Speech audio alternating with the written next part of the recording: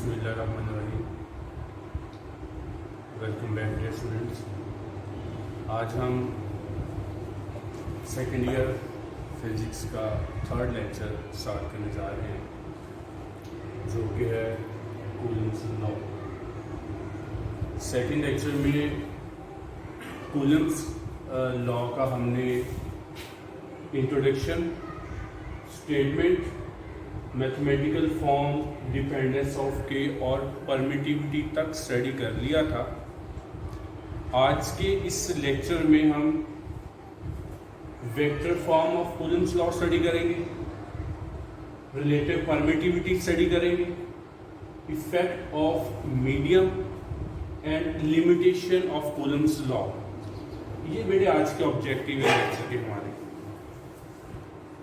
अब जो second lecture हमने बेटा कंप्लीट किया था, उसके लास्ट पे हमने जो एक इक्वेशन बेटा ड्राइव की हुई थी, वो इक्वेशन ये थी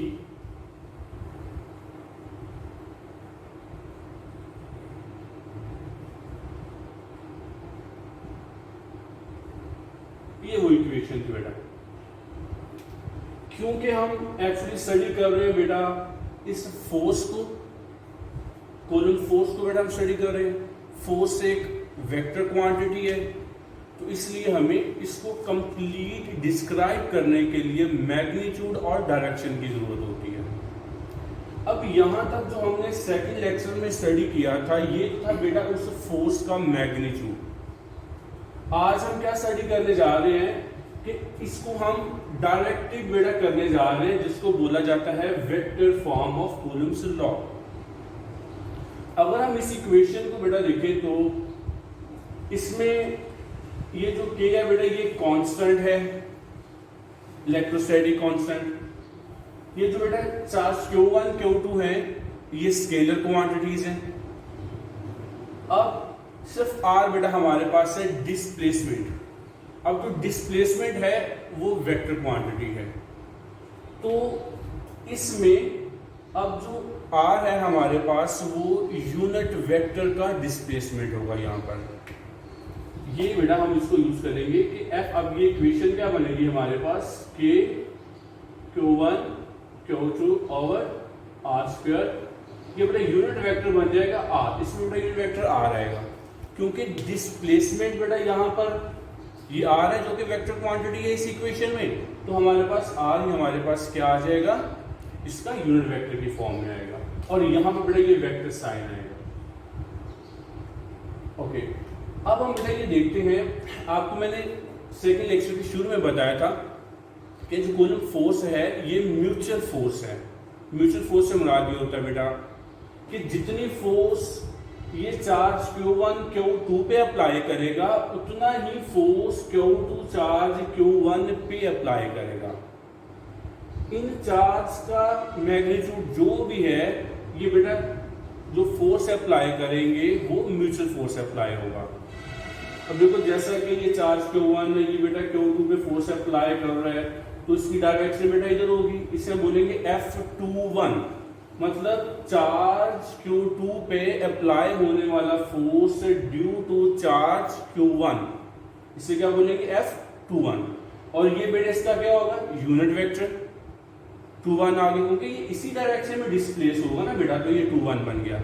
इसी तरह अगर हम ये देखें, अब यहां पर क्या देख रहे हैं हम कि चार्ज Q1 पे फोर्स एक्सर्ट कर रहे हैं कौन, चार्ज Q2, इसलिए बेटा इसको क्या बोलेंगे, फोर्स 1 2, और ये यूनिट वेक्टर क्या बन जाएगा इसका, R12 आ गया हमारे पास यूनिट वेक्टर इसका।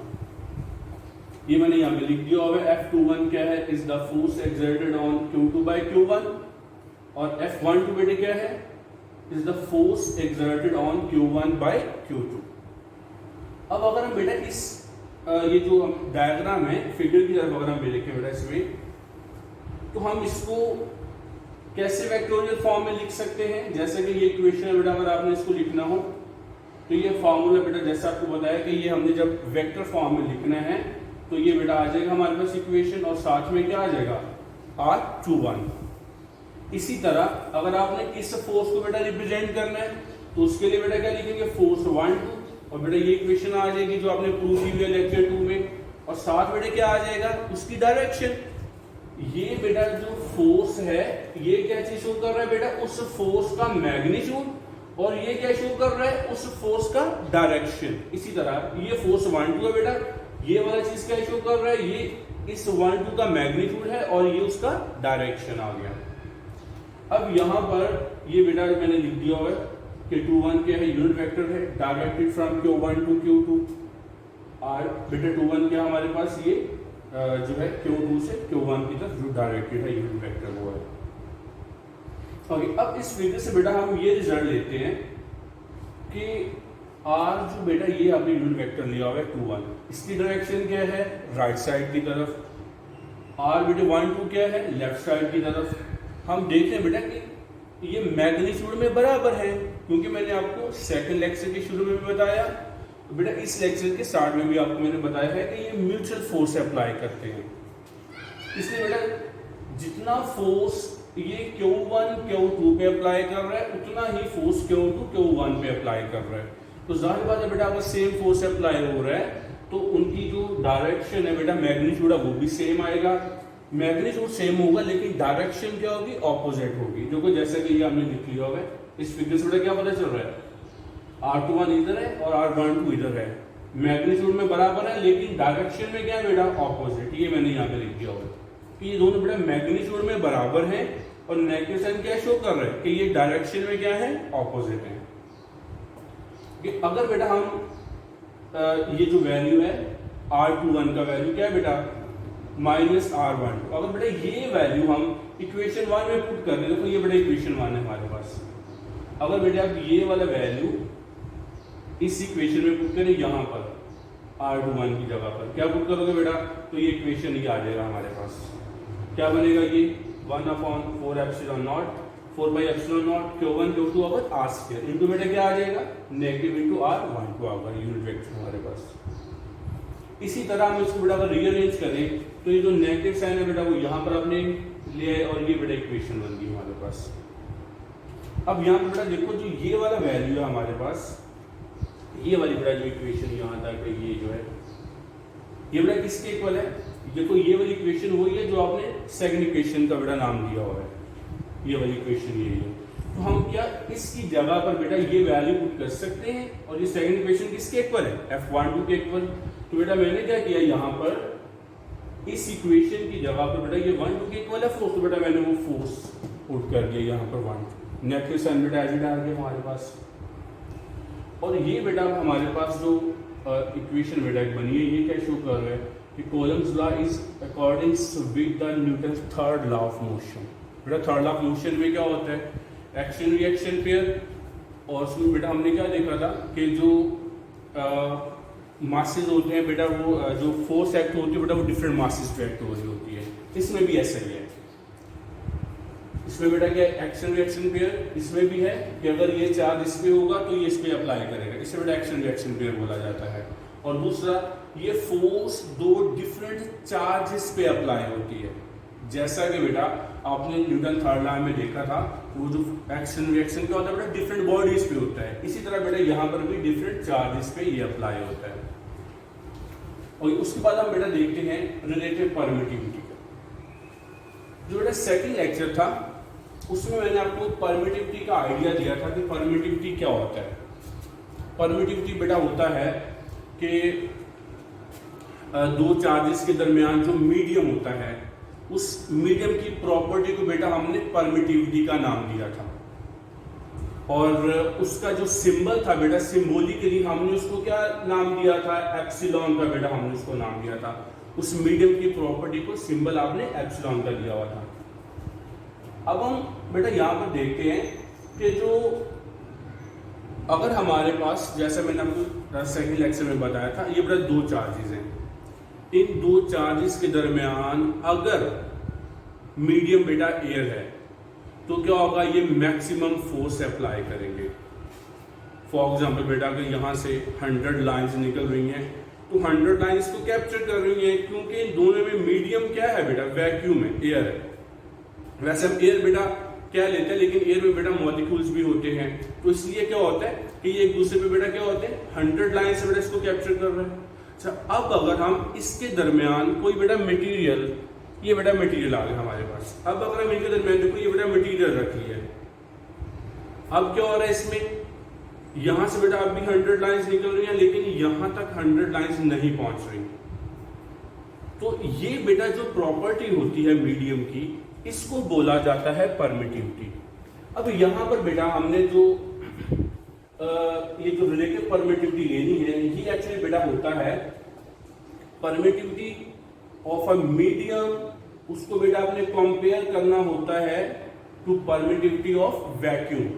इन दोनों में बेटा जो रेशियो आती है उसको बोला जाता है रिलेटिव परमिटिविटी।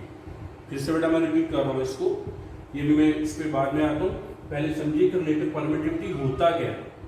ये बेटा रेशियो होता है किसी भी मीडियम की परमिटिविटी का to the ratio of permittivity of free space.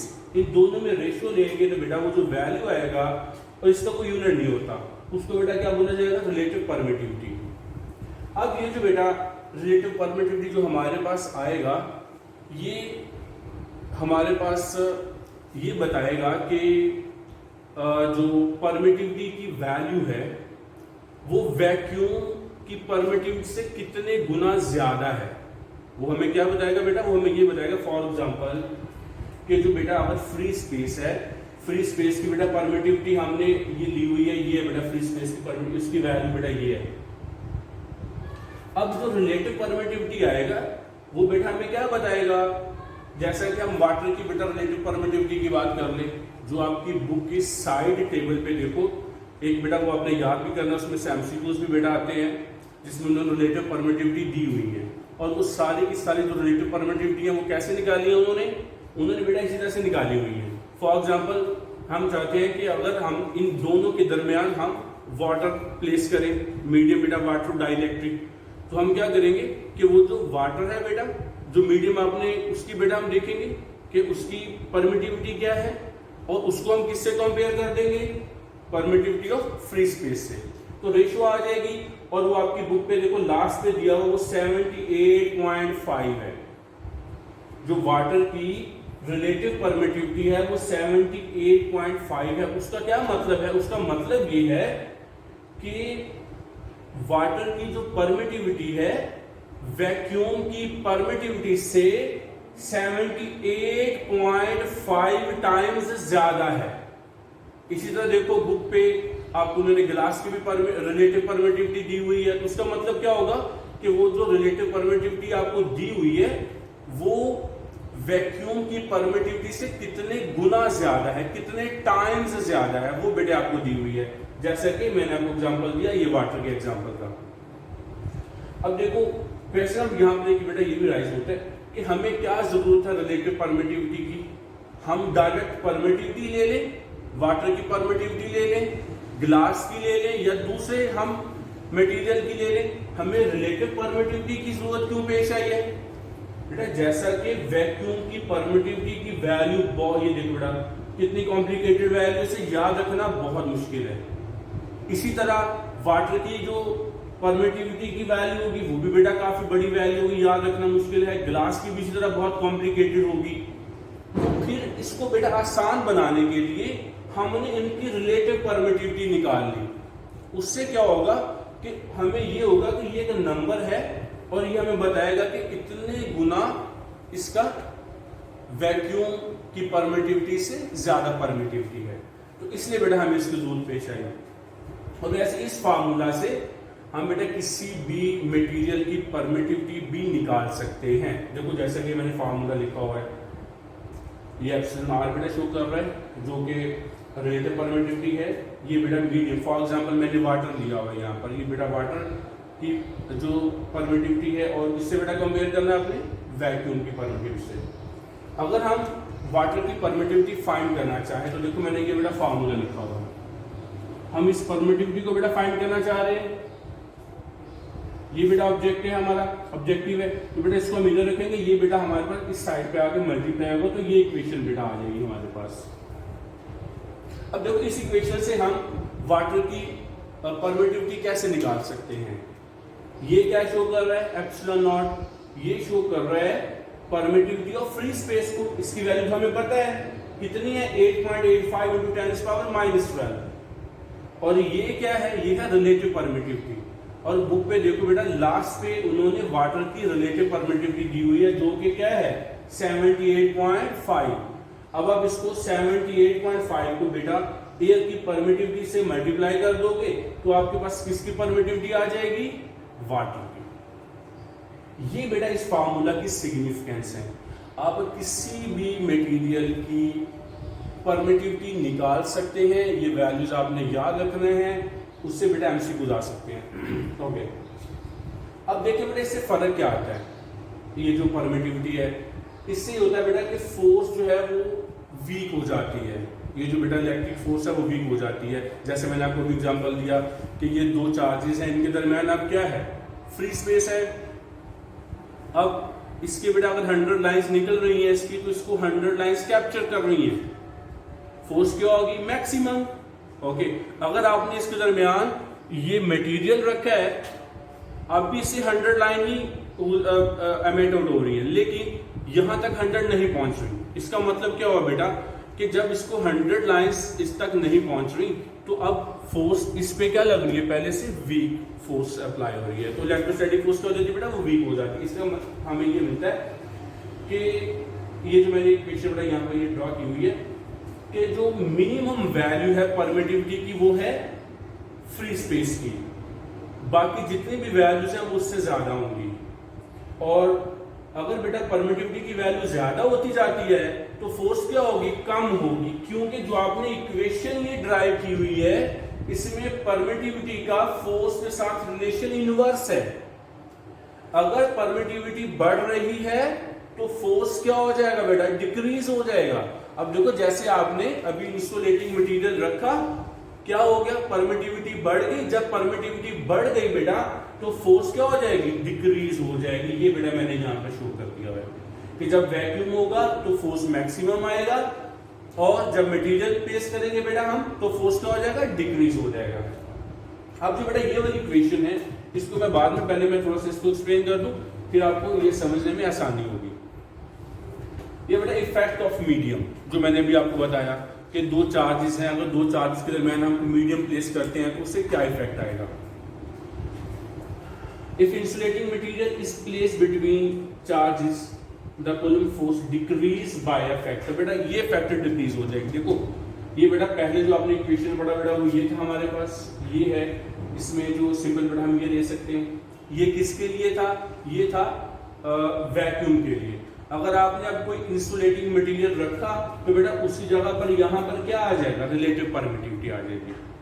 वो हमें ये बता देगा कि इतने गुना उसकी परमिटिविटी बढ़ गई है। और जब परमिटिविटी बढ़ती है, अभी आपको मैंने क्या बताया, फोर्स क्या होती है, डिक्रीज, इसलिए बेटा ये यहां पर इसके साथ आ जाएगा फैक्टर। अब हमने इस इक्वेशन को रीअरेंज किया, ये जो रिलेटिव परमिटिविटी है बेटा इसको हम यहां पर ले आए, इक्वेशन बेटा ये राइट थी। अब ये वाली इक्वेशन बेटा किसके इक्वल है, ये बेटा इक्वल है हमारे पास फोर्स, ये वाली जो बेटा वैक्यूम में थी, ये वाली। तो बेटा हमने इसकी जगह पर F पुट कर दिया, तो ये हमारे पास एक रिलेशन आ गया। और ये रिलेशन में क्या शो कर रहा है, रिलेशन में ये शो कर रहा है कि जब हम कोई इंसुलेटिंग मटेरियल प्लेस करेंगे चार्जेस के दरमियान, उससे फोर्स क्या हो जाएगी, डिक्रीज हो जाएगी। देखो ये बेटा फोर्स है, अब इस फैक्टर पे डिवाइड होगी, जब इस पे डिवाइड होगी तो ये क्या हो जाएगा, फोर्स डिक्रीज हो जाएगी। जैसा अभी के इसको हम एक एग्जांपल भी ले सकते हैं, जैसा देखिए अभी हमने वाटर जैसे प्लेस किया था, तो वाटर को बेटा हम प्लेस करके इसको इक्वेशन को सॉल्व आउट कर सकते हैं। माना कि हमने यहाँ पर हम बेटा ये वाटर के लिए कर रहे हैं कि अगर हम वाटर प्लेस करेंगे तो क्या फोर्स आएगा। देखो वैक्यूम का बेटा जो फोर्स होगा हमारे पास,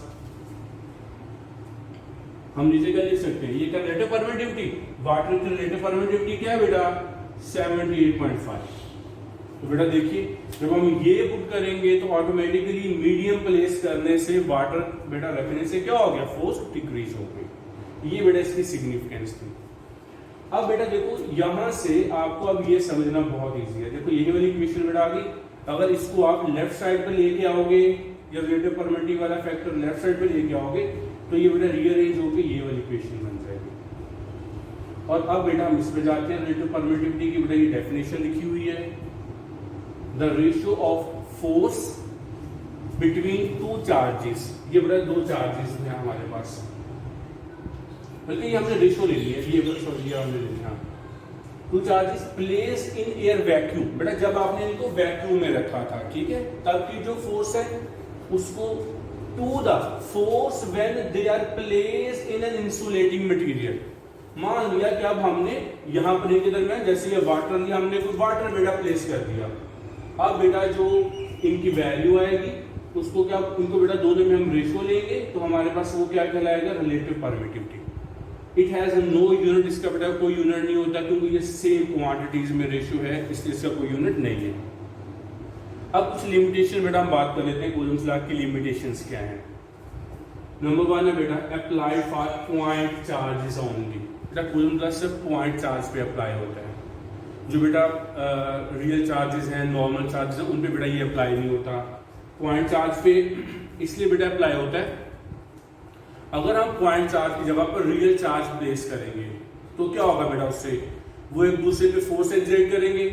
जब बेटा वो फोर्स एक्सर्ट करेंगे तो क्या होगा, उससे जो चार्ज है ना बेटा वो मोशन में आ जाएगा। अगर बेटा हम रियल चार्ज लेंगे, यहाँ पर पॉइंट चार्ज हम नहीं लेंगे, रियल चार्ज लेंगे बेटा, तो एक दूसरे पे फोर्स अप्लाई करेंगे। फोर्स अप्लाई करने से क्या होगा कि चार्ज मोशन में आ जाएगा। तो हमारा जो चैप्टर क्या है, इलेक्ट्रोस्टैटिक, हमने चार्जेस को स्टडी करना है जब वो रेस्ट में होंगे, तो इसलिए बेटा पॉइंट चार्ज का होना जरूरी है। दूसरा बेटा वही आ गया applicable for applicable to charge at rest, जो चार्ज रेस्ट में होंगे उनके लिए बेटा एप्लीकेबल है। तीसरा बेटा आ गया जो इंपॉर्टेंट है, काफी separation between charges must be greater than nucleus size. बेटा दो चार्ज के दरमियान जो सेपरेशन है ना, जितना इस चार्ज का जो न्यूक्लियस का साइज है, नॉर्मली बेटा कितना होता है 10⁻⁻15 मीटर, मतलब 13 से 10⁻⁻13 से -15 मीटर तक, तो बेटा -15 मोस्टली साइज है बेटा न्यूक्लियस का। अब दोनों में जो सेपरेशन है वो 10⁻⁻15 से ज्यादा होनी चाहिए। अगर बेटा -15 से ज्यादा सेपरेशन नहीं होगी तो जो न्यूक्लियर फोर्सेस हैं वो डोमिनेट हो जाएंगी इस फोर्सेस पर, जो कूलिंग फोर्स पर बेटा उस पर वो डोमिनेट आ जाएंगी। इसलिए दोनों चार्जेस में सेपरेशन 10⁻⁻15 मीटर से ज्यादा होना चाहिए। Separation should not be very large. अब ज्यादा उन्होंने सुना दिया नहीं है कि वो बहुत ज्यादा दूर हो जाए, इतना दूर हो जाए कि उनमें इंटरेक्शन ही ना रहे, तो इतनी ज्यादा उसकी दूरी भी नहीं होनी चाहिए क्योंकि ये शॉर्ट रेंज फोर्स है। और वैसे इसकी रेंज बेटा मैंने लिखी हुई है 10⁻⁻15 टू 10⁻18 मीटर रेंज होती है। उम्मीद करते हैं बेटा आपको अच्छे से समझ आ गया होगा। फर्दर अगर कोई पॉइंट है बेटा आप हमसे कंसल्ट कर सकते हैं। आपने अच्छे से इसको दोबारा लेक्चर सुनना है, इसको राइट करना है और अपने बेटा नोट्स आप तैयार करते जाइए। जैसे ही कॉलेज ओपन होंगे हम उसको चेक करेंगे और मैं कोशिश करूँगा कि बहुत जल्द जो आर्टिकल हम स्टडी कर रहे हैं 2 से 3 लेक्चर के बाद उनसे जो रिलेटेड MCQs हैं उनकी भी एक वीडियो डाल दूँ ताकि बेटा आपके फर्दर जो कॉन्सेप्ट हैं वो क्लियर हो जाए। अल्लाह हाफ़िज़।